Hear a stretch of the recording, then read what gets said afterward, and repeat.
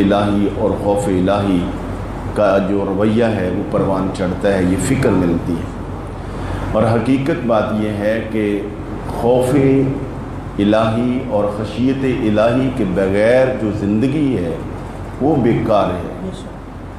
یہ دین کی روح ہے اور دین اسلام کی اصل ہے خشیت الہی۔ تو خوف الہی اپنے اوپر طاری کرنا یہ بہت ضروری ہے۔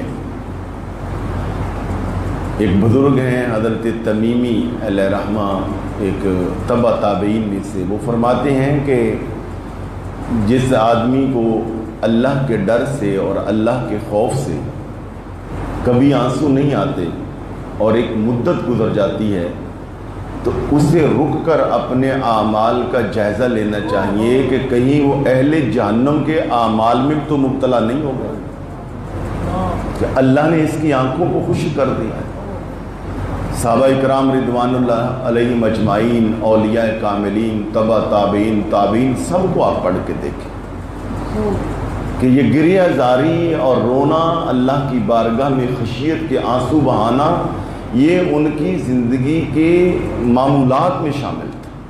حضور سید داتا علی اجویری نے کشف المعجوب میں ایک جگہ پر فرمایا جب تم کتاب حکمت کلام الہی قرآن مجید کی تلاوت کیا کرو تو رویا کرو۔ کسی شخص نے عرض کیا حضور تلاوت تو ہم کرتے ہیں اور تلاوت ہم کریں بھی، اور اگر رونا نہ آئے تو فرمایا پھر اپنی قسمت پر رویا کرو کہ تمہاری قسمت اللہ نے ایسی بنا دی ہے کہ تمہیں رونا نہیں آتا۔ خشک آنکھیں ایسے ہی ہیں جیسے بنجر اور شوریدہ زمین ہوتی، بلکہ اس سے بھی زیادہ بری ہیں، اس سے بھی ابتر ہے۔ اور یہ جو آنکھوں سے آنسوؤں کا خشک ہونا ہے یہ ایسے نہیں ہوتا، اس کی بہت بڑی وجہ ہے۔ یہ دل کی کساوت کی وجہ سے ہوتا ہے۔ دل جب سخت ہو جاتا ہے تو آنکھیں خشک ہو جاتی ہیں، دل جب نرم ہوتا ہے، دل جب رقت والا ہوتا ہے تو آنکھیں تر ہوتی ہیں۔ بلکہ جو اہل جنت ہیں، جو اہل اللہ ہیں، ان کی آنکھوں میں ہر وقت ہلکی سی آپ دیکھیں گے تری رہتی ہے، نمی رہتی ہے۔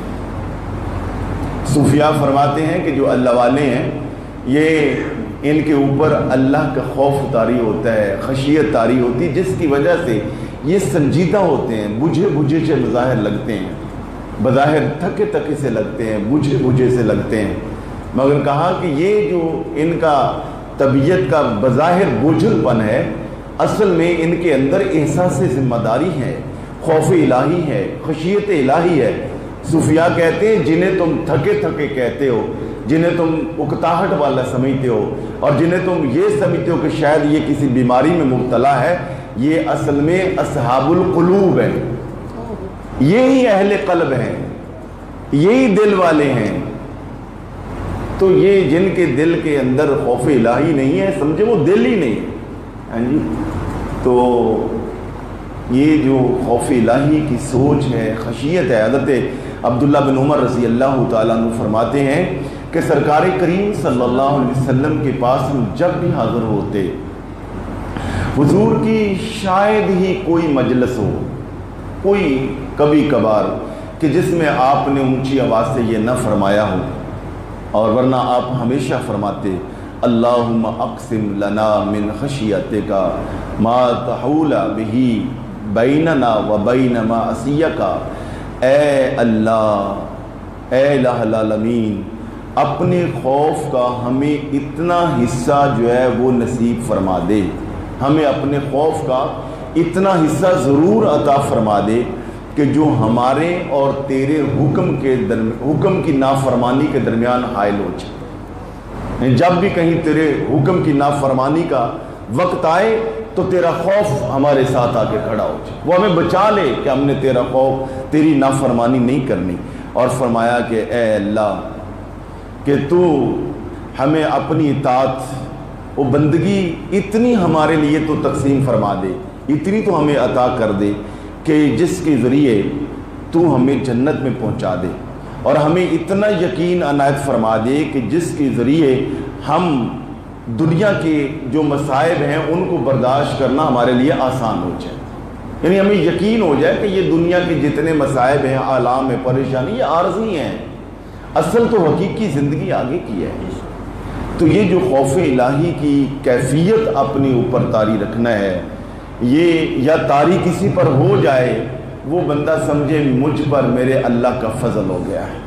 فرمایا وَلِمَنْ خَافَ مَقَامَ رَبِّهِ جَنَّتَانِ.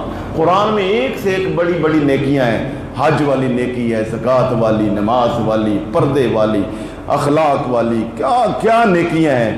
مگر ایک نیکی ایسی ہے، ایک رویہ ایسا ہے، ایک عادت ایسی ہے کہ جسے وہ عادت پڑ جائے، ایک رویہ ایسا ہے جسے کوئی بندہ وہ رویہ اپنا لے، اللہ کہتا ہے میں اسے ایک نہیں 2 جنتیں عطا فرماؤں گا. وہ کیا ہے؟ وہ خوف الہی ہے، وہ خشیت الہی ہے، وہ اللہ کا ڈر ہے. حدیث مبارکہ میں آتا ہے سبحان اللہ. فرمایا وہ بندہ جو اپنے اوپر خوف الہی طاری کرتا ہے، خشیت الہی طاری کرتا ہے، فرمایا یہ خشیت الہی سے معمور شخص شہید فی سبیل اللہ سے اللہ اسے زیادہ درجہ عطا فرمائے. ایک بندہ اللہ کی راہ میں شہادت کا درجہ پاتا ہے، اپنی جان قربان کرتا ہے، اسے وہ مقام نہیں ملے گا جو بندہ اللہ کا خوف طاری رکھ کے زندگی گزارتا ہے.